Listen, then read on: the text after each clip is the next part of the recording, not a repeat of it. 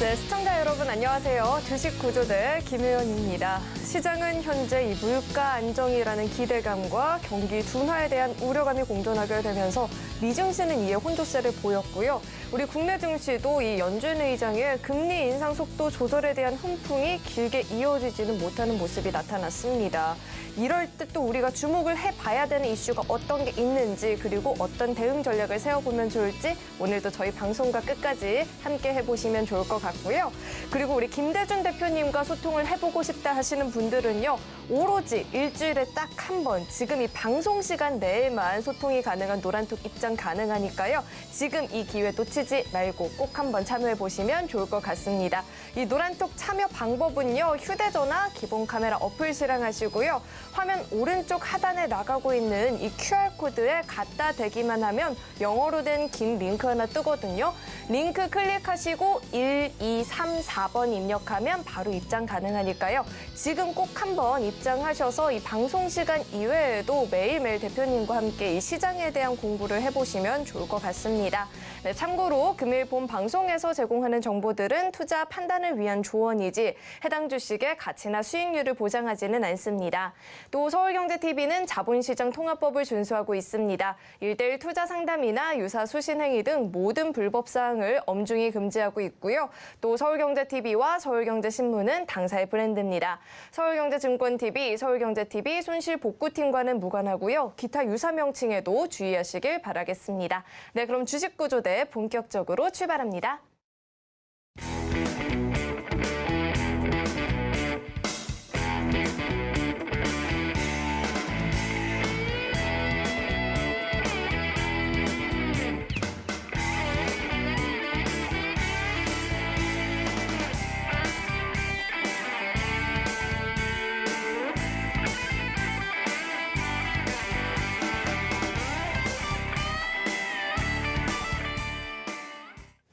네, 오늘은 저희와 함께 해주실 구조대 교수님이시죠. 우리 JDIF 김대중 대표님 나와 계십니다. 대표님 어서 오세요. 네, 안녕하십니까. 네, 대표님 참 금요일 같은 금요일 장이 아니었나라는 생각이 드는데 몇 가지 궁금한 점이 있어요. 질문해도 될까요? 네, 물어보십시오. 네, 시장이 이 10월 이 PC 물가 지수로 물가 안정을 확인했다라고 하면서 또 11월 이 제조업 지수로 경기 둔화에 우려가 된다라는 이야기가 나오더라고요. 도대체 갈피를 잡지 못할 것 같은데 오늘장 대표님은 어떻게 보셨을까요? 제가 그 전에 네. 세연 MC께 대질문을 하나 할게요. 네. 제가 제도권 증권회사를 퇴직한 게 한 2년이 조금 넘습니다. 그렇다 보니 개인 투자자들이 현 시장에 대해서 어떻게 생각을 하고 있고 대응을 어떻게 하는지 현재의 상황에서는 정확하게 알지 못합니다. 혜연 MC가 저는 개인 투자자라고 생각을 하기 때문에 네. 지금 현재의 시장, 특히 오늘 같은 경우에 주변의 글로벌 시장 동향은 나쁘지 않았습니다. 네. 화면에 어제, 오늘 우리 시장은 주가가 되밀리는 형태로 시장이 마감을 했죠. 네. 특히 오늘 같은 경우는 40포인트 이상 하락을 하면서 약간 충격이 있었습니다. 맞아요. 주식을 사는 건 둘째치고 내가 주식을 현재 가지고 있다라면 현재 주식을 팔까요? 아니면 이왕 이렇게 된 거 좀 더 가져가 보자라고 결정을 하시겠습니까? 솔직히 네. 이왕 이렇게 된 거가 아니라 네. 매매 자체를 생각하고 싶지 않아서 보지도 않겠다가 저의 입장입니다. 손실이 커서 그렇다라는 말씀이신데 네. 그럼에도 불구하고 시장의 흐름과 앞으로의 진행 방향에 대해서는 어느 정도의 감각과 내용은 판단을 하고 계셔야 될 것입니다. 지금의 장, 제가 지난 시간에 여러분께 짤막하게 설명을 드렸지만 지금의 장은 실적 장세로에 가는 과정의 중간 단계에 있습니다. 오늘 지수가 하락을 했으나 일반적인 현상에서의 모습입니다. 그리고 또 종목 간의 흐름에 있어서도 움직이는 종목만 움직이죠. 그리고 시세 연속성이 없습니다. 예를 들어서 네옴시티 관련주 같은 경우에도 시멘트주가 한번 움직였고요. 건설주가 움직였고요. 인테리어 관련주들이 움직였고 오늘은 대형 병원 관련주들이 움직이는 현상을 보여줬습니다. 한 번에 섹터를 만들어진 업종의 종목들이 계속해서 가는 것이 아니고 업종 내에서 재료 내에서 순환하면서 움직입니다. 매매하기 참 어렵습니다. 하지만 최근에 시장 내에서도 이 시간을 통해서 여러분께 성장 섹터에서 우리가 가져가 볼 만한 종목이라고 말씀드렸던 엔터주 같은 경우에는 조용하게 조금씩 상승하는 흐름을 보여주고 있죠. 오늘 지수가 하락은 했으나 시장의 절대적인 흐름의 모습에서는 바닥은 이미 찍었고요. 가는 과정에서의 흔들림 과정입니다. 그렇다면 왜 그러한 내용으로 시장을 판단하는지 여기에 대한 내용을 먼저 여러분께 설명을 드려보도록 하겠습니다. 이번 주 시장에서의 재료 또 이슈 시장 흔들었던 내용이라고 한다면 첫 번째로 미국의 물가 지표 안정화되는 내용에서의 상황이었죠. 두 번째로는 실적 장세로 가는 과정에서의 모습이라는 점입니다. 지금 여러분께 뒤에 표에 보시는 내용을 보시면 이전까지만 하더라도 CPI, 소비자 물가지수, 그리고 어제 나왔던 PCE, 개인 소비 지출. 요즘 주식 투자 하시는 분들께서는 와, 국내 지표도 내가 잘 알지 못하는데 미국 지표는 왜 이렇게 많이 알아야 되고 그 내용까지도 다 해석을 해야 되는지 정말 어렵게 주식 투자를 하신다고 생각하십니다. 제가 아웃라인만 잡아드리겠습니다. 간단합니다. 위에 보시는 소비자 물가지수는 우리가 물건을 사는 물건의 가격입니다. 이 물건의 가격 상승률이 최근 내에서의 움직임, 지난 4월에서부터 움직임이죠. 40년 만에 최고치의 상승률을 보였던 지난 4월이었습니다. 이때부터 시장이 하락하기 시작했습니다. 물론 러시아 우크라이나 전쟁이 이 전 단계에 있었기도 했었지만 시장의 흐름 자체가 계속해서 하락 기울기로의 변화가 나왔던 지점이 지난 4월 8.5% 40년 만에 최대치의 물가 상승률을 보였던 시점에서부터 주시장이 하락을 진행하는 과정의 모습을 보여줬습니다. 9.1%의 최고점을 찍어줬죠. 물건 가격이 그만큼 올라갔다는 겁니다. 그리고 나서 안정화 흐름에 진행이 된 이후에 지난 11월에 이제 8% 아래로 내려왔다. 물가가 안정돼 가는 형태로의 물건 가격이 진행이 되고 있구나라고 시장에서는 해석을 했습니다. 이때 지수 2150포인트 우리나라 기준으로 해서 언저리에서 바닥을 찍고 상승 전환하는 흐름이 나타났습니다. 여기에 전일 나왔던 내용이죠. 파월 의장이 연준에서 가장 신뢰할 만한 데이터로서 확인하는 개인 소비 지출. 이건 무엇이냐? 개인이 필수적으로 사야만 되는 물건들이 있습니다. 뭐 자동차 운전할 때 휘발유 사야 되겠죠. 그리고 우리가 생필품 꼭 사야 되지 않습니까? 의식주 관련해서 이 물건의 지출에 대해서 개인들이 늘었느냐 줄었느냐를 판단하는 소비 지표입니다. 다시 말해서 물건값의 변동에 따라서 개인이 필수적으로 소비하는 부분에 대해서 어느 정도의 소비를 나타냈느냐는 지표이죠. 실질적인 물가와 연동된 개인의 소비와 관련된 내용의 주요 지표라고 볼 수 있습니다. 전일 나왔던 지표가 6% 상승입니다. 11월 데이터고요. 10월 데이터고요. 원래는 11월에 발표되는데 이번에는 주간 단위로 끊어서 발표가 되기 때문에 12월에 발표가 됐습니다. 다시 말해서 물건 가격과 개인이 소비하는 내용이 두 지표의 하락이 나타났다라는 점. 굉장히 의미 있는 포인트에서의 흐름입니다. 이 시점을 기준해서 시장의 물가 상황은 이제 악재로서의 영향을 주지 않는 형태의 앞으로의 진행이 나타날 것이라고 우리가 단정해서 판단할 수 있습니다. 왜? 데이터는 물가 같은 데이터는 이렇게 완만하게 하락했다가 급격하게 반등하는 경우는 없습니다. 신호를 줍니다. 바닥에서 추가 하락이 나타나지 않는 상황에서 상승으로의 일부분 전환될 때 이때 방향 전환이 나타나는 것입니다. 여기서도 보셨지만 9.1%까지 올라갔다가 8.5, 8.3, 8.2까지 완만하게 내려간 뒤에 뚝 떨어지죠. 그렇기 때문에 물가 흐름에서의 상황은 특히 금리 흐름에서의 상황은 이제 추가로의 금리 인상을 공격적으로 단행하는 일은 없을 것이다 라는 전제로 시장을 판단하시면 되는 겁니다. 가격의 흐름에 대한 내용들을 판단해 보겠습니다. 그렇다면 시장에서 금리 상황, 가장 중요하게 판단하는 금리, 환율은 어떻게 변화하고 있는지 제가 아마 한 달 전쯤에 환율과 금리 상황에 대해서는 이제 더 이상 체크해서 여러분께 설명드리지 않겠다라는 말씀드렸습니다. 왜? 방향이 바뀌었기 때문에 환경을 만들어가는 환율과 금리의 상황이 바뀌었기 때문에 이제 미세한 부분의 가격 변화는 우리가 주식 투자함에 있어서 크게 신경 쓸 필요가 없다라는 점을 말씀을 드렸습니다. 미국의 금리 3.5%대에 진입을 했습니다.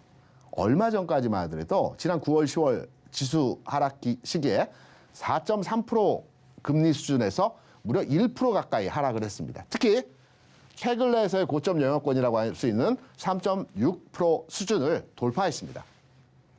채권 가격과 금리는 역의 관계이죠. 반대의 지수를 보여줍니다. 그래서 지금 보시는 10년 만기 국채, 미국의 국채 수준의 가격이 올라가고 있지만 금리는 내려가는 것으로 이해를 하시면 되는 것입니다. 금리가 기존의 저항 구간을 돌파했습니다. 이제는 더 이상 올라가지 않을 겁니다. 올라가더라도 저항선이 이제 지지선이 되겠죠. 내려가더라도 여기가 지지선이 됩니다. 추가로 더 금리는 내려갈 여지가 있는 흐름에서의 모습입니다. 환율. 기존까지 우리나라 시장에 영향을 줬던 내용이 환율이었습니다. 우리는 미국의 금리 상황보다도 환율에 지대한 영향을 받는 상황으로 최근까지의 경제 상황이 진행이 되었습니다. 1444원까지 올라갔죠. 올 초에 우리나라 환율은 1200원 수준이었습니다. 그런 과정에서 6월에 1300원 돌파했고요. 이제 더 이상 가지 않겠지. 1320원 돌파하면서 1400원까지 슈팅이 나왔습니다. 9월 기간에서. 그러면서 무역수지 적자가 계속 누적이 됐죠. 이러다 수출을 많이 해도 적자로의 진행이 되는 것 아닌가라는 내용의 우려에 대한 흐름에서 주식시장에서 외국인이 매도를 하고 기관이 매도하고 개인들도 여기에 공포감을 느끼면서 동참해서 매도하는 경우에 지난 9월장에서 상황이었습니다. 이런 환율 상황의 변화가 1444원 고점 찍고요. 전일 오늘 기준으로 해서 300원 수준에서 안정된 흐름의 모습을 보여주고 있습니다. 신문에서 많이 나오는 무역수지 적자 상황의 내용 또한 이제 개선이 되어가겠죠. 내년 흐름에서는. 왜? 환율이 내려왔기 때문에. 그리고 어제 11월 수출 관련한 내용의 데이터가 나왔습니다. 11월 기준으로 해서 올해 6,300억 달러 수출했습니다. 지난해 얼마 했을 것 같습니까? 지난해 역대급이었습니다. 사상 최대 수출을 많이 했던 해가 지난해입니다. 6,445억 달러입니다. 그렇다면 12월 한 달 남아있죠. 6,300억 달러. 특히 12월에는 밀어내기 수출이 많습니다. 그래서 올해 목표했던 7천억 달러는 무난하게 돌파할 것으로 예상이 되고 있고요. 원화 기준으로 해서 우리가 연초에 목표로 희망적인 바라봤던 금액이 올해 1,000조 원을 넘겼으면 좋겠다라고들 많이 경제 전문가들이 얘기를 했습니다. 1,000조 원은 좀 안 될 것 같습니다. 930조 원 정도 올 수출 진행이 될 것 같습니다. 엄청난 겁니다. 전 세계 8위 정도 하고요.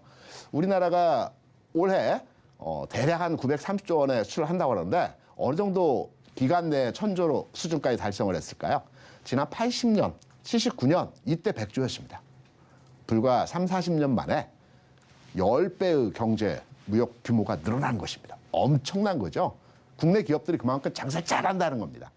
다시 말해서 국내 기업들이 장사를 잘한다는 것은 기업의 주가가 저평가 있는 상황에서 재평가로의 전환이 될 수 있다는 점으로 해석할 수 있을 것입니다.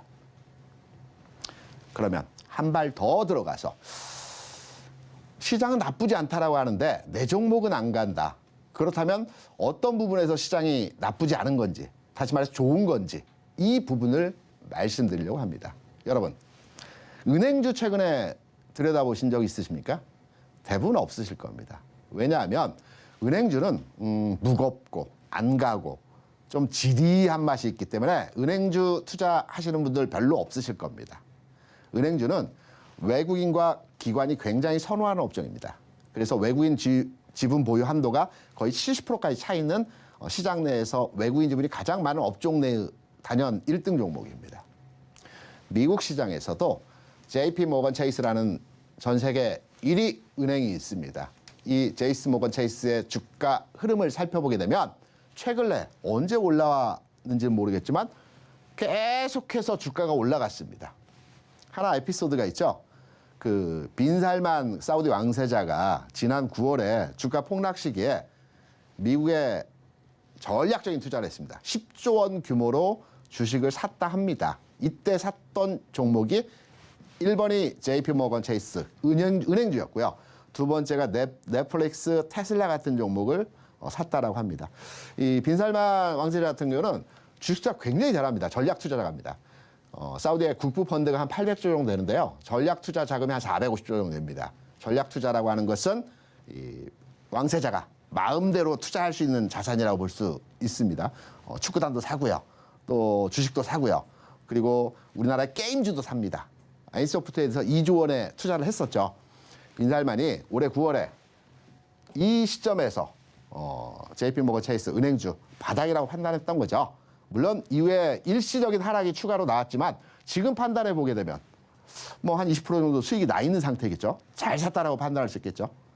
우리나라 은행주 KB금융 보시기 바랍니다. 우리나라 4대 은행 국민, 신하, 우리, 하나 이 4대 은행의 최근 주가 상황을 보게 되면 언제 올라왔는지 계속해서 주가가 조금씩 해서 상승하고 있습니다. 외국인과 기관이 왜 은행주를 좋아하느냐에 대한 얘기는 유동성이 풍부합니다. 은행주는 은행주 간의 편차가 그렇게 심하지 않습니다. 기업 성과나 기업의 가치 내용 부분에서 편차가 크지가 않습니다. 어떠한 4대 은행 중에 하나 은행을 사더라도 무리가 없습니다. 그리고 유동성이 풍부합니다. 하루에 100만 주 이상 거래되기 때문에 일정 수량을 내가 언제든지 들어갈 수 있고요. 또 언제든지 빠져나올 수 있습니다. 그리고 오랫동안 가지고 있어도 배당을 많이 주는 기업이죠. 그래서 최근에 외국인과 기관이 국내도 마찬가지고 해외도 마찬가지지만 은행주에 대해서 전략적인 투자가 진행이 되고 있는 겁니다. 그럼 은행주 갈 때 어떤 시장의 시그널이 나타날까요? 은행주 하면 우리가 아까 서두에 무겁고 지루하고 잘 안 가는 주식이야 라고 많이들 생각하지만 기업 가치 내용을 판단해 보면 좋은 회사야, 망하지 않는 회사야, 매년 돈을 버는 회사야 라고 판단도 하시겠죠. 그럼 은행주는 우량주이면서도 실적이 좋은 실적주라는 것으로 귀결할 수 있습니다. 제가 앞서 지금의 상황은 실적 장세라고 말씀드렸죠. 이 맥락에서 기관 외국인들은 실적 장세로 넘어가는 단계에서 첫 단추를 은행주로에 진입을 하고 있는 것입니다. 이게 실적 장세로 가는 과정에서의 종목으로 확인할 수 있는 시그널입니다. 그러면 실적 장세에서 과연 어떠한 시장에서 흐름이 나타나는지 이 부분도 한번 체크해 보겠습니다. 오늘 장 주가 40포인트 이상 빠졌는데 이거 꺾이는 거 아니야? 라고 많이 생각들 하시죠. 시장은 두 가지 패턴이 있습니다. 유동성을 기반으로 해서 주가 올라가는 금융장세. 이때는 돈의 힘에 의해서 시장이 올라가는 장입니다. 쉽게 말씀드려서 코로나 이후에 2020년, 2021년도에 고객 예탁금 65조 원 70조. 이 돈에 의해서 주가들이 막 올라갔죠. 이때는 지수가 50포인트, 70포인트, 100포인트, 120포인트 막 이렇게 움직입니다. 전체 종목들이 대형주 같은 경우 7%, 8%, 10%까지 움직입니다. 어떤 걸 사도 수익이 나는 장입니다. 돈의 힘에 의해서 올라가기 때문에. 그리고 나서 시장은 어떠한 계기를 겪습니다. 과거에는 금융위기라는 미국의 금융위기라는 과정을 거치면서 주가 하락을 했습니다. 주가 하락한 이후에 다시 재상승하는 과정에서 실적 상승이 나타나는데 투자자들의 심리가 변합니다. 기존까지는 유동성, 돈의 힘에 의해서 시장이 크게 올라가는 장이었다면 투자자들의 심리가 주식은 성장 가치를 보고 투자하는 것보다는 기업의 내재 가치를 보고 투자해야 된다라고 마인드가 바뀝니다. 왜? 성장 가치에 대한 투자를 했더니 주가가 빠질 때 끝도 없이 빠지더라. 제약바이오가 성장주의죠. 끝도 없이 빠지더라. 그래서 주식 투자는 돈을 벌고 있는 회사, 앞으로 돈을 벌 수 있는 회사, 가치가 있는 회사에 대해서 투자를 한다는 시장의 마인드가 바뀝니다. 그래서 실적 장세에서는 기업이 돈을 벌고 있고 앞으로 크게 벌기보다는 안정적으로 버는 기업에 대해서 선호도가 바뀌는 겁니다. 그래서 실적 장세는 실적 우량주들이 움직이는 겁니다. 실적 우량주라고 해서 대형주, 삼성전자, 하이닉스? 아니죠. 실적이 계속해서 증가하고 있는, 점증하고 있는 기업들이 있습니다. 그러면서도 저평가되어진 종목들이 있습니다. 제가 오늘 원샷, 원킬 종목으로 이제 설명을 한 번 더 추가로 이후 시간에, 세 번째 시간에 말씀을 드릴 건데요. 실적 장세에서는 주가 패턴이 이렇습니다. 지수가 이 단계의 흐름처럼 올라갑니다. 올라가는 과정에서 여러분 잘 보시면 하단에 있는 차트를 보시면 음봉이 많습니다. 툭툭툭 떨어지는 음봉들이 많습니다. 왜? 상승하는 장인데 음봉이 이렇게 많을까? 상승하는 장이 있었는데 양봉보다는 음봉이 많습니다. 양봉은 작은 양봉으로 조금씩 올라가고 한 번씩 툭 떨어지고 그러면서 우상향합니다. 이게 실적 장세입니다. 지수는 느리게 움직이지만 종목 간의 흐름은 굉장히 선택받은 종목들은 빨리 갑니다. 지난 실적 장세에서 어떤 종목들이 얼마나 올라갔을까요? 2009년부터 2012년까지 실적 장세에서 움직였던 차화정, 칠공주 이런 종목들. 예를 들어서 기아차 같은 경우에는 이 당시에 주가가 5,000원에서 45,000원까지 기관차를 두고 쭉 올라갔습니다. 앞선 상승보다도 더 큰 폭의 상승이 나왔던 게 실적 장세입니다. 단, 선별화된 종목 위주로 가는 장세입니다. 그래서 전체 종목이 가는 금융장세 성격의 모습과 같이 지수가 크게 올라가는 장이 아니고요. 중간 단계에서 계속 출렁출렁 음봉의 모습으로 하락하지는 않습니다.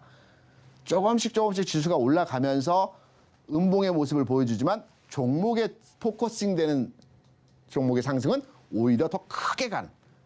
결론적으로 말씀드려 지금 실적 장세는 종목 세팅을 잘 하셔야 됩니다. 내가 지금까지의 투자에 있어서 지난 21년, 20년도에 주식을 사서 지금 물려 있어. 뭐 30%, 40% 물려 있어. 난 그냥 지수가 올라간다 하니 그냥 가지고 갈 거야.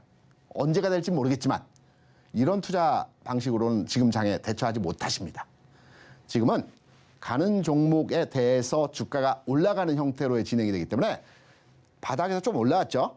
2200, 2150 언저리에서 2500 수준까지 올라왔습니다. 오늘 좀 빠지긴 했지만 그러면 지금 상황 흐름에서는 과감한 전략적인 교체 매매가 필요한 시기에서의 시점인 것입니다. 시장은 안정화됐고요. 주변의 지표들, 글로벌 상황에서의 그 전체 금융시장의 동향도 이제 악재가 나올 만한 내용은 크게 없다라고 볼 수 있습니다. 시장은 우상향 형태로의 진행이 될 것입니다. 그러면서 종목 간의 흐름이 빠르게 선별하는 위주의 내용으로 진행이 되기 때문에 지금은 과감한 결단 있는 종목 교체에 투자가 필요한 시기라고 말씀을 드릴 수 있습니다. 그러면 우리가 이 부분에 대해서 좀 더 밀도 있고 심도 있게 서로 토론하고 제가 여러분께 많은 내용에 대해서 서로 공유하는 우리 토론방에 들어올 수 있는 방법들에 대해 설명을 드려야 되겠죠. 헤어넘스가 관련한 어떻게 참여하는지 여기에 대한 내용들의 설명을 듣고 와서 더 중요한 내용에 대해서 여러분과 함께 살펴보도록 하겠습니다. 실적 장세, 그래서 나는 어떻게 해야 될지 모르겠다 하시는 분들은요, 이 노란톡 입장해 보시면 되고요. 또 이 금리나 환율, 주식 투자할 때 중요한 건 알겠는데 어떻게 분석해야 되는지는 모르겠다 하시는 분들도 노란톡 입장해 보셔야겠죠. 참여 방법은요, 휴대전화 기본 카메라 어플 실행하시고요. 오른쪽 하단에 나가고 있는 이 QR코드에 갖다 대기만 하면 영어로 된 긴 링크 하나 뜨거든요. 링크 클릭하시고 1234번 입력하면 바로 입장 가능하니까요.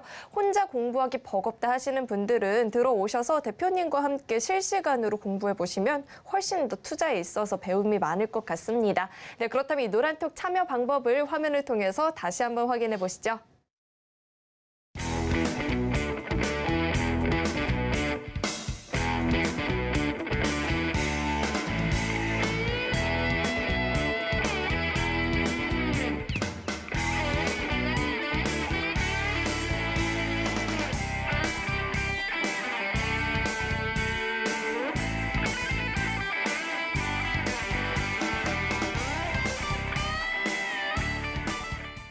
네, 노란톡 참여 방법을 화면을 통해서 만나봤고요. 대표님과 이야기를 나눠봐야 될 것 같은데, 대표님. 네. 대표님이 끝까지 교육해주는 우리 이 원샷 원킬 종목들 가운데에서 굉장한 수익을 보이고 있는 종목들이 많습니다. 17%, 뭐 11% 이런 종목들 수익률을 보이고 있는데, 뭐 짚어주신 엔터주도 포함이 되고요. 그렇죠. 뭐 여러 가지 차이나 항생탱크도 좀 특별했던 종목이라고 생각이 드는데, 이 종목들 한번 리뷰를 해주시면 좋을 것 같아요. 당연히 리뷰를 해드려야 되고요. 그게 저의 의무라고 생각을 합니다. 제가 지난 시간을 통해서 여러 종목들을 설명을 드렸고 운이 좋아서 각각의 종목들이 일정 부분의 상승을 보였습니다. 물론 삼성엔지니어는 현재 마이너스입니다. 우리가 주식을 투자하시면서 손절 라인을 잡죠. 통상의 손절 라인을 잡을 때 5%, 또는 3%, 나는 한 1, 2% 내에서 짧게 손절을 가져가겠다는 분도 계십니다. 중요합니다. 어떤 기준을 잡아서 내가 해당 종목에 들어갔을 때 손절을 정확하게 지켜서 기계적으로 매매하는 것이 가장 중요한 주식 투자의 방법입니다. 하지만 제가 여러분과 함께 하는 시간에 있어서는 여러분께서도 여러 가지 기준에 의해서 주식을 판단하겠지만 저도 저 나름대로의 시장과 종목에 대한 평가를 통해서 그 해당 종목에 대한 그 흐름을 판단합니다. 그래서 이 종목은 8% 마이너스가 났지만 일단은 좀 가져가면서 이후의 주가 흐름까지도 좀 더 관찰하고 체크해 봐야 될 종목이다 라고 했을 때는 기준점에 도달했지만 좀 가져가는 형태로 여러분께 메시지를 드립니다. 그게 삼성엔지니어링입니다. 오늘 장에서도 여러분께 메시지를 드렸고요. 월요일 장에서 이 흐름을 좀 더 깊이 있게 판단해서 손절 라인을 넘어갈지 아니면 주요 변곡점에서 상승 터닝 할지는 제가 여러분과 한번 소통하면서 관련한 내용 다시 한번 이 방에서 토론방에서 여러분께 말씀을 계속적으로 드릴 겁니다. 왜? 하락한 종목이 좀 더 고민이 되는 상황이기 때문에. 그래서 삼성엔지는 마이너스 8%이지만 보유이고요. 차이나 행생테크는 제가 중국 시장에 대해서 긍정적으로 앞으로 긍정의 흐름을 예상하고 있다라는 측면에서 말씀을 드렸습니다. ETF 종목이긴 하지만 중국 시장 내에 있는 테크, 기술주 30개 종목에 대한 투자되어진 펀드 상품이다. 가져가야 된다. 1차 매집과 2차 매집을 통해서 바이앤홀딩 전략, 4,500원에서 5,000원 구간에서 1차 매집, 6,000원 구간에서 2차 매집을 해서 8,000원까지 끌고 가자는 말씀을 드렸습니다. 기간적으로는 내년 한 3월 정도까지 끌고 갔을 때의 수익률을 본다면 한 60, 70%까지도 가능한 종목이라고 저는 예상을 하고 있습니다. 그리고 현재 진행 중이기도 하고요. 그래서 해당 종목 마찬가지로 계속 체크해서 점검을 해드립니다. 조정받기도 하겠죠. 올라가면서. 이게 꺾이는 조정인지 아니면 사는 조정인지 관련한 내용들도 이번 주 시간에서도 여러분께 노란톡방에서 설명을 많이 드렸습니다. SM, 엔터주 중에서는 뭐 여러 종목이 있지만 그래도 안정적인 회사이면서 조금 무거울 수 있지만 추세 전환점에서의 흐름이 나타나고 있기 때문에 SM 가져가야 된다. 성장주 섹터에서 엔터와 로봇을 가져가면 제가 말씀드렸죠. 성장 섹터에 뭐 바이오도 있고 제약도 있고 이차전지도 있고 많이 있습니다. 하지만 제가 지금의 장에서 올라갈 수 있는 실적이 기반되고 주가 상승 여력이 있어 보는 엔터와 로봇 이 두 종목에 대해서 제가 11월 18일에 이 두 종목을 말씀을 드렸고 지금도 유효합니다. 그래서 해당 종목 조금 올라왔는데 나는 지금 가기엔 좀 사기 부담스러워. 이 자리도 잡아드립니다. 왜? 계속 올라가는 것이 아니죠. 장중에 계속 흔들어주고 또 일정 기간 조정받고 또 가고 조정받고 또 가기 때문에 이 부분도 체크해서 딱 타점이 왔을 때 이렇게 말씀드립니다. 지난주에 말씀드린 포스코인터. 포스코인터는 성장 가능성이 높은 종목이라고 볼 수 있습니다. 합병했고요. 시너지가 발표되고요. 기업 가치가 굉장히 우량하기 때문에 현 시점 박스권 돌파를 예상해서 가져가자. 노려봐도 된다라는 측면으로 설명드렸던 부분입니다. 지난주에 말씀드렸던 포스코인터. 오늘 장에서 출렁출렁했습니다. 아직 전반의 흐름에 있어서 본격적인 상승의 전환 모습이 나타나진 않았습니다. 눌림목이라고 하기도 하고요. 매물 소화 과정이라고도 얘기를 합니다. 제가 판단할 때도 이 종목은 더 가기 위해서 움츠려져 있는 상황의 주가 흐름에서의 모습이라고 볼 수 있습니다. 비교적 안정적입니다. 최근까지는 이렇게 계속해서 윗꼬리를 많이 만들어줬죠. 윗꼬리를 만들어주는 과정의 흐름이 몇 가지가 있습니다. 물량을 털어낼 때가 있고요. 또는 물량을 받아낼 때가 있습니다. 그래서 주식을 분석하고 판단할 때 윗꼬리가 나오고 거래량이 발생하고 주가가 출렁출렁 하는데 이게 파는 거래인지 아니면 사는 거래인지를 판단하기가 아주 어렵습니다. 그 부분은 제가 여러 가지 그 기술적 분석과 기본적 분석과 시장 흐름을 판단해서 여러분께 추가로 첨언해서 설명을 드리고 있습니다. 포스코 인터내셔널은 현재 주가 흐름적인 측면에서 사는 흔들림의 과정이라고 판단을 하고 있습니다. 그래서 여전하게 지금 현재의 수준에서 추가로의 관심 가능 전략에서의 상황이고요. 단기적으로 이 박스권 내에서 현재 운용이 되고 있습니다. 주가 크게 박스권을 벗어나지 않고 있습니다. 신호는 이 박스권의 모습을 양봉으로 돌파하는 신호가 나올 때 2차 상승의 모습이 진행된다라고 해석을 하시면 될 것 같습니다. 이 그림과 같은 양봉이 나올 때 추가 상승이겠죠. 그런데 양봉이 나올 때는 추수하기 힘들지 않습니까? 아침에 잠깐 보합선에서 봤는데 오후장에 보니까 4% 5%가 올라가 있어. 이때 애매합니다. 그래서 이런 종목을 공략하실 때는 사전적으로 올라가기 직전 단계에서 흔들림의 과정에서 주식을 사는 것입니다. 물론 제가 얘기한 대로의 무조건적으로 주가 올라가거나 움직임이 나타난 것은 아닙니다. 시장을 판단하고 주가의 움직임을 잘 고민해서 해석을 해서 손절해야 되겠다. 바뀌었다. 흐름이. 그때는 또 여러분께 거기에 대한 전략적인 메시지 같이 공유를 하고 있습니다. 여러분께서 토론방에서 많은 질문과 고민들을 말씀하십니다. 고민의 대부분은 주가가 빠져서 이제 힘드시다는 고민의 내용이죠. 여기에서 또 하나의 이제 고민은 최근에 시황에서 또 여러 루트를 통해서 어떠한 종목이 좋다라고 하는데 이 종목을 한번 사볼까? 나는 판단이 잘 안 쓰고 고민스러워. 한번 이거에 대해서 누군가로부터 의견을 듣고 싶고 그 의견을 밑바탕으로 내가 100%그 의견에 따르진 않겠지만 좀 참고를 해서 그 부분을 내가 투자에 좀 도움을 가져갔으면 하신다는 말씀으로 의견 교환을 하는데 오늘은 장중에 질문 주셨던 종목이 나무가였습니다. 어떤 질문을 주셨냐면 오늘 그 애플 XR 그러니까 이 3D 이제 게임하는 요 눈에 착용하는 기기이죠. 저도 저희 애한테 그 한 몇 년 전에 이 3D 착용하는 걸 사줬는데요. 제가 한번 따라서 봤는데 너무 어지럽더라고요. 그래서 최근에 핫하기 때문에 애플에서 나온 XR이 이제 핫하기 때문에 이 종목 이 제품 어떠하냐 이제 시제품을 이제 사용해봤다 하더라고요. 예전 거하고는 전혀 다르게 어지러움증도 없고요. 신세계라고 하더라고요. 가격은 한 30만 원, 40만 원 하는 것 같습니다. 그래서 고민 중입니다. 하도 사달라고 해서 이 관련해서 최근에 종목들이 움직였습니다. 나무가도 이렇게 물어보시더라고요. 이 관련 내용들이 시장에서 핫한데 XR 관련 핫한데 어떻게 판단하십니까? 이 종목. 물론 어떻게 판단하십니까라는 건 사보고 싶다라는 말씀이시겠죠. 팔겠다는 의사가 아니고요. 이 장중이었습니다. 12시 12분경에 이제 질문을 주셨던 내용이고요. 이때 한 18,000원 정도 했습니다. 장중에 고점 찍고 18,000원 정도 했던 상황이었습니다. 제가 이렇게 똑같이 설명을 드렸습니다. 첫 번째, 주가가 움직이는 과정에서 일정 구간에서의 박스권을 돌파하는 과정에서의 모습이 진행됐다. 그리고 이 모습이 진행되는 상황에서 대량의 거래가 있었고 양봉이었다. 매집. 누군가가 이 종목을 핸들링하는 과정에서 기존의 큰 박스를 돌파하는 양봉으로 거래량을 터뜨리면서 밀어 올렸다. 이건 하나의 매집으로 해석을 합니다. 힘이 있는 매집입니다. 그렇다면 첫 번째 매집이 들어갔다라고 전제를 합니다. 그리고 주가가 급등했습니다. 급등하고 나서 통상적으로 연속적인 상승이 나오기보다는 급등 이후에 조정을 받죠. 이 조정 받을 때 잘 봐야 됩니다. 꺾이는 조정인지 아니면 재매집, 추가 매집의 상황에서의 흐름인지를 잘 봐야 됩니다. 가장 중요한 포인트는 양봉이 있었으면 큰 양봉이 하나 발생을 합니다. 이 양봉의 중단 가격을 깨지 않아야 됩니다. 조정을 받더라도 아래 꼬리로라도 이렇게 내려왔다가 올라가야 됩니다. 조정을 받더라도 이 가격이 있어야 됩니다. 왜?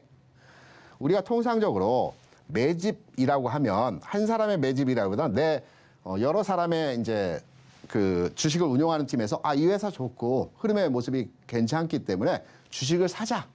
그래서 해당 주식을 이제 사는 경우들이 많이 있죠. 중요한 것은 내가 매집한 가격 평균 가격으로 이하로 내려가지 않아야 됩니다. 평균 가격으로 내려가게 되면 이하로 내려가게 되면 사람들이 이 종목을 매집했던 사람들이 불안합니다. 손실 보는 거 아니야? 이 종목이 좋다라고 샀는데 흐름이 박스 돌파하면서 주가의 움직임이 상향으로 전환되었다고 샀는데 산 가격보다 내려가? 매도의 유혹을 많이 느낍니다. 그래서 주식을 핸들링하는 세력 같은 경우에는 기관이 될 수도 있고 외국인이 될 수도 있습니다. 똑같습니다. 우리가 특히 매집이라고 해서 작전 세력만 얘기하는 것이 아닙니다. 주가를 운용하는 사람들을 매집 세력이라고 보통 얘기를 합니다. 그래서 이 주가의 양봉의 중단 가격을 깨지 않는 게 절대 원칙입니다. 중단 가격을 깨게 되면 평균가 이하로 되기 때문에 매도 물량이 막 나옵니다. 다 받아내지 못합니다. 그래서 조정을 받더라도 양봉의 중단 가격을 받쳐줍니다. 조정받을 때. 그래서 최근내에서의 상황은 이 양봉의 중단 가격을 받쳐주면서 견조한 조정을 받았죠. 그리고 두 번의 상승이 더 나타났습니다. 오늘까지. 그런데 오늘 장에서 12시까지에서의 거래량이 전날 거래량입니다. 오늘 제가 장마한 거래량 아직 확인은 못했지만 아마 전날 거래량의 2배 정도의 거래량이 발생을 했다라고 예상은 되고 있습니다. 그러면 종목을 판단하실 때 최근 내에 매집이 들어갔고 매집의 상황에서 주가가 추가로의 더 상승 요인에 의한 흐름이 나타났다. 그런데 오늘 장에서 보니까 주가 올라갔다 윗골이 좀 달았어. 거래량 늘고 있어. 이게 재매집인지 아니면 팔고 나가는 내용인지를 정확한 판단이 안 되고 있어. 그래서 여쭤보신 걸 겁니다. 이거는 파는 거래입니다. 이거는 따라가시면 안 됩니다. 여기에 확인 하나 더 흐름은 월요일 장에서 음봉이 나온다. 이거는 쫓아가면서 매도를 해야 됩니다.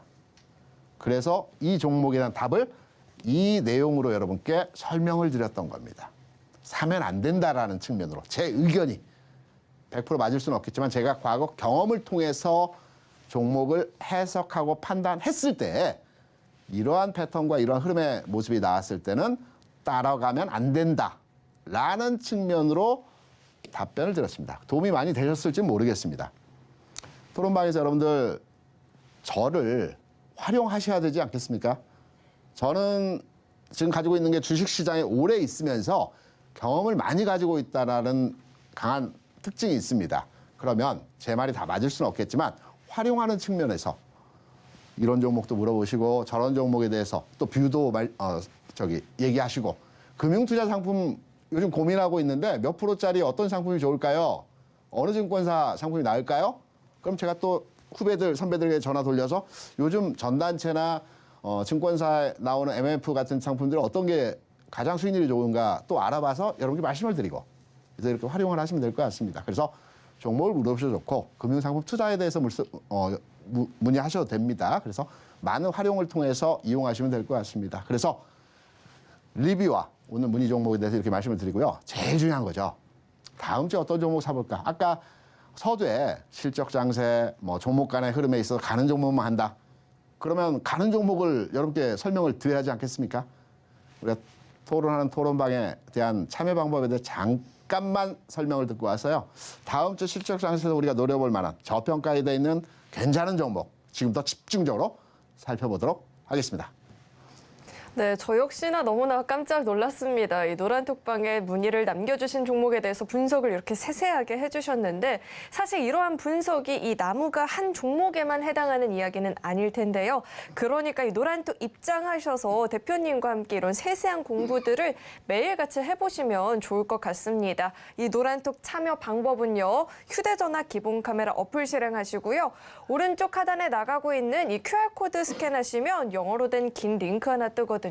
링크 클릭하시고 1234번 입력하면 바로 입장 가능하니까요. 입장하셔서 대표님 말씀처럼 한번 대표님과 함께하는 시간을 활용해 보시면 좋을 것 같습니다. 그렇다면 이 노란톡 참여 방법을 화면을 통해서 다시 한번 확인해 보시죠.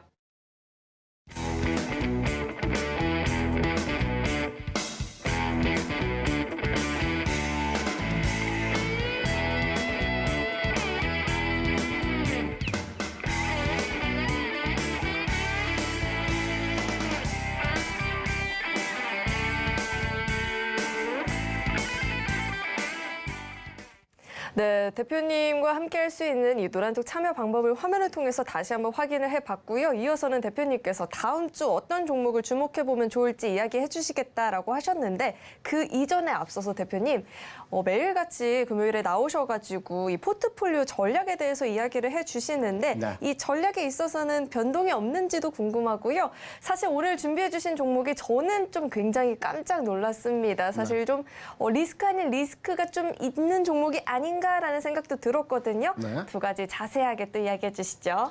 지금 포트폴리오를 우리가 구성해 가고 있는 진행형이죠.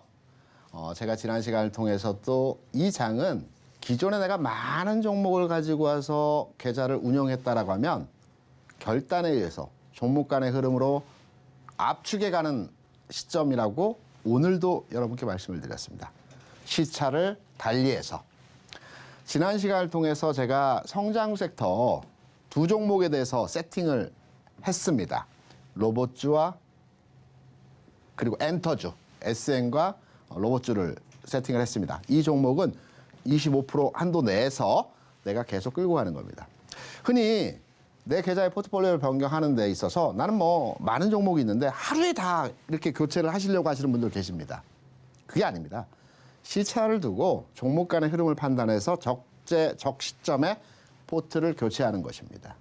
그러면 우리가 이 성장 섹터에 대해서는 포트를 구성을 했고요. 그럼 중요한 것이 어느 반도체 전기전자에 대해서 먼저 세팅을 할지 아니면 가치 섹터에 대해서 세팅을 할지 오늘 시간에 가치 섹터에 대한 종목 구성을 하겠습니다. 1차적으로 지난 시간에 포스코 인터내셔널 같은 경우는 가치 섹터에 포함이 되는 종목입니다. 그리고 오늘 소개해드린 종목도 가치주 섹터에 들어가는 종목입니다. 시차를 달리한다고 말씀드렸죠. 그러면 지난주 그리고 다음 주 시점에서 포스코 인터내셔널 일부 편입하시고요. 다음 주에도 마찬가지고요. 그리고 오늘 말씀드린 종목에 대해서도 다음 주 상황에서 관심을 가지시면 될 것 같습니다. 중요한 것은 아직 반도체 전기전자는 안 샀다라는 얘기입니다. 기존의 종목 가지고 계시고요. 반도체 전기전자는 제가 시장을 판단해서 다음 주가 될지 아니면 약간의 시차를 두고 진입할지 아니면 분할로 일부분씩 진입을 할지 그 부분은 다음 시간에 여러분 판단해서 말씀을 드리겠습니다. 지금 포트 교체, 포트 작업을 하고 있는 과정입니다. 하루에 다 진행하는 것이 아닙니다. 딱 적재적소의 시점에서 여러분께 말씀을 드리도록 하겠습니다. 현대제철입니다. 뭐 현대철은 여러분 다 알고 계시는 회사이죠. 철강주이고요. 그리고 현대그룹 계열의 회사입니다. 앞서 은행주도 무겁고 지리하고 주가 안 가는 종목이라고 여러분 지금까지 생각하셨죠. 철강주도 마찬가지입니다. 철강주, 그거 굉장히 무겁고 주가 계속 빠지고 있고 지금 철강주를 투자하기에는 전체 세계 경기도 그렇고 중국 경기도 그렇고 다 안 좋은데 웬 철강주? 가는 종목에 올라타야지. 우리는 주식 투자할 때 가는 종목에 올라타는 방법이 있고요. 조금은 빠르지만 바닥권에서 먼저 들어가서 앉아있는 경우가 있습니다. 그래서 철강주는 앞으로의 시장 상황을 판단해서 조금은 빠르지만 미리 들어가서 앉아있을 만한 종목의 진행 상황이라는 말씀을 먼저 드립니다. 기업 가치 대비 저평가 엄청나죠? 다 아는 얘기입니다. PBR 0.25고요. 외국인 기관이 최근에 11월 이후에 계속 사고 있습니다. 많은 물량은 아닌데 연일 조금씩 사고 있습니다. 뭐 어떤 의미가 있겠죠. 이들이 살 때에도. 그리고 부정적인 측면에서의 내용을 보게 되면 탄소 중립 정책 많이 들어보셨죠. 기존의 내연기관이라든가 또 석탄이나 석유를 통해서 어떤 가열해서 공장을 가동하는 부분을 이제 전기나 그린 에너지 쪽으로 계속 바꾼다는 것이 탄소 중립 정책입니다. 철강 회사 같은 경우는 고로를 이제 우리나라 돌릴 때 석탄 많이 쓰고요. 전기를 많이 씁니다. 전기는 뭐 그린 에너지 쪽에 속하겠지만 석탄을 많이 쓰죠. 그래서 이 부분이 약간의 걸림돌이지만 이제 개선해 나가고 있습니다. 전기로 또는 암모니아에서 수소를 이제 추출해서 수소로 이제 그 고로를 가열하는 철을 녹이기 위해 철 광석을 가져다가 철 녹이기 위해서 이러한 과정을 회사가 진행한다라고 하죠. 발맞춰서. 그래서 최근에 뭐 파업도 있고요. 뭐 여러 가지 단기적인 악재들이 있습니다. 하지만 궁극으로 호재와 악재 이 비중을 따져보면 호재의 무게중심 좀 더 높은 측면에서의 내용이다. 중국 경기와 연동되어 있습니다. 그리고 전방 산업의 움직임에 따라서 이 철강주들은 주가가 많이 움직입니다. 전방 산업은 뭐냐? 그리고 후방 산업은 뭐냐? 전방 산업은 최종적으로 소비자에게 물건이 도달하는 산업을 전방 산업이라고 합니다. 후방 산업은 그 전방 산업에 물건을 대주는 회사죠. 그럼 전방 산업은 뭐 자동차 회사가 될, 철강의 전방 산업은 자동차 회사일 수 있고요. 또 건설 회사일 수도 있고요.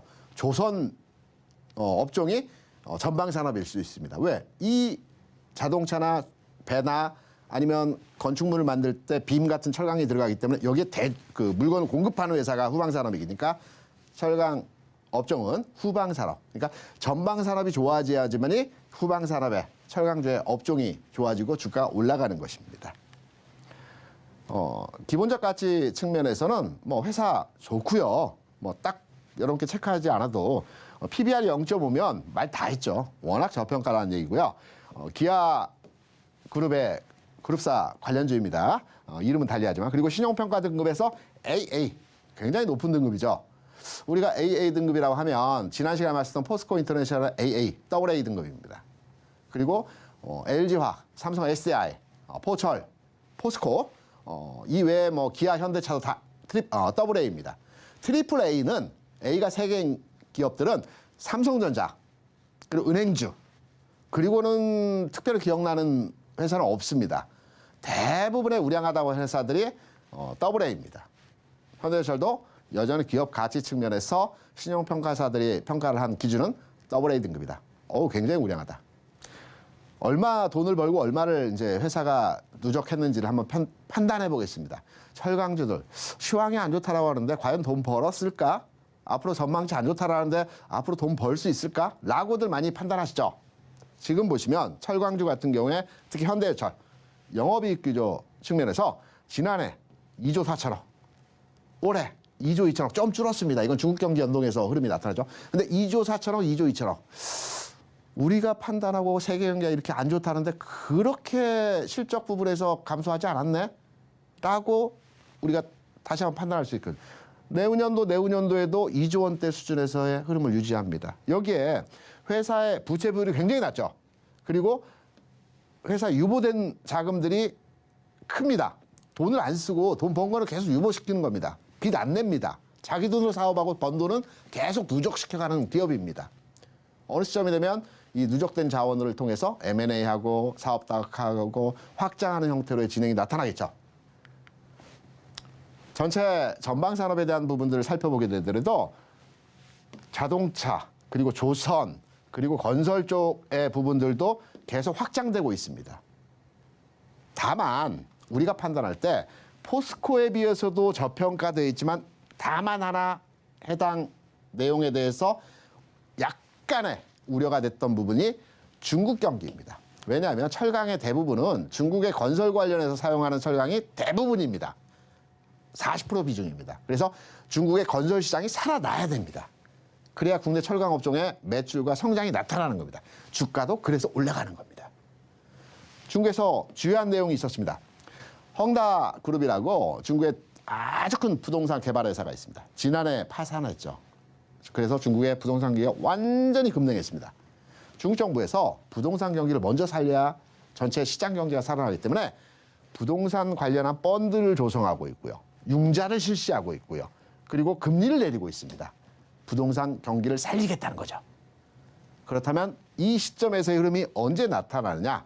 대략적으로 주가에 연계된 흐름에서의 상황은 정부가 정책을 발현하고 대략 길게 보면 6개월입니다.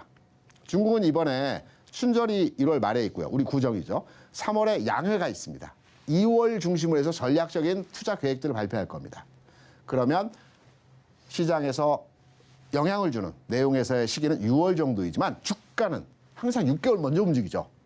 그러면 1월장 본격적인 상승 흐름을 대비해서 12월장에서부터 우리가 주식을 모아가는 형태로의 미리 들어가서 앉아있는 종목의 흐름, 철강업종에 대해서 현대 제철에 대해서 관심을 가져보는 구간이라고 말씀을 드릴 수 있습니다. 가격적으로 볼 때 현재 안정적입니다. 쌍바닥 찍고요. 1단계 상승 이후에 옆으로 횡보 국면에서의 흐름이 나타나고 있기 때문에 전혀 가격적으로 부담이 없고 그리고 모아간다는 측면에서 12월장 다른 새로운 종목으로 많이 투자하기보다는 뭐 몇 종목 짧은 종목으로 하겠다. 가능한 패턴입니다. 더욱 중요한 것은 이 내용을 제가 계속해서 되짚고 추적해서 살펴드리고 설명해야 된다는 점입니다. 오늘 현대제철을 여러분께 말씀을 드렸고요. 또 시장 흐름과 포트 짜야 되겠죠. 다음 주 상황 시간에서 새로운 종목과 새로운 내용과 새로운 전망에 대해서 여러분 다시 찾아뵙도록 하겠습니다. 수고 많으셨습니다. 고맙습니다. 네, 오늘의 원샷 원킬 종목은 현대제철이었죠. 이 현대제철 같이 공부해보고 싶다 하시는 분들은 이 노란 쪽 입장해 보시면 될 것 같고요. 아니면 이미 보유하고 있다 하시는 분들도 어떻게 대응해 나가면 좋을지 들어오셔서 같이 고민해 보셔도 좋을 것 같습니다. 이마저도 아니다 하시는 분들은요. 시장에 관련한 모든 궁금증 들어오셔서 같이 고민해 보시면 되니까 이 노란톡 한번 꼭 입장해 보시면 좋을 것 같습니다. 노란톡 참여 방법은요. 휴대전화, 기본 카메라 어플 앱을 실행하시고요. 화면 오른쪽 하단에 나가고 있는 이 QR코드에 갖다 대기만 하면 영어로 된 긴 링크 하나 뜨니까요. 링크 클릭하시고 1234번 입력하시고 입장해 보시면 좋을 것 같습니다. 네, 또 참고로 금일 본 방송에서 제공했던 정보들은 투자 판단을 위한 조언이지 해당 주식의 가치나 수익률을 보장하지는 않습니다. 또 서울경제TV는 자본시장 통합법을 준수하고 있습니다. 1:1 투자 상담이나 유사 수신 행위 등 모든 불법 사항을 엄중히 금지하고 있고요. 또 서울경제TV와 서울경제신문은 당사의 브랜드입니다. 서울경제증권TV, 서울경제TV 손실복구팀과는 무관하고요. 기타 유사 명칭에도 주의하시길 바라겠습니다. 네, 오늘 저희가 준비한 소식은 여기까지고요. 저희 방송 끝까지 시청해주신 여러분 고맙습니다.